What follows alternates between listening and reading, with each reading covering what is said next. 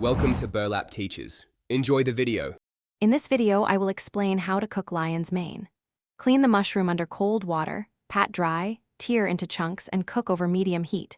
Season simply with salt, pepper, and a splash of soy sauce. Sear each side until golden brown and crisp, then finish with butter and parsley. Serve on toast or as a meat substitute in sandwiches, enjoying the unique seafood-like texture. Adjust heat and timing to match mushroom thickness and personal taste. Start by inspecting each cluster for debris and trimming the base. Pat every piece dry so you get a crispy sear instead of steamed mush. Preheat your pan and use a neutral oil with a high smoke point for even browning. Keep seasoning simple early, then taste and adjust after searing. If you want a richer finish, add a small knob of butter and fresh herbs at the end for a lovely aroma.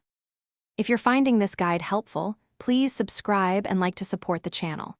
Quick recommendation: make meal prep easy with leak-proof containers that seal tight and stack neatly, perfect for storing cooked lion's mane and leftovers without spills.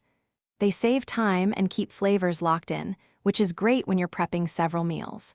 Check the description for the link and other deals. Now let's get back to the video. Pan searing is fast and gives a great crust, while roasting brings deeper caramelization for larger clusters. For pan searing, use medium heat and avoid overcrowding the pan to maintain crispness. To roast, toss with oil and spread in a single layer for even browning. Shallow frying produces a crunchy edge and tender center, suitable for sandwiches or salads. Finish any method with a squeeze of lemon or fresh herbs for brightness. Thanks for watching. Consider subscribing if this video helped you.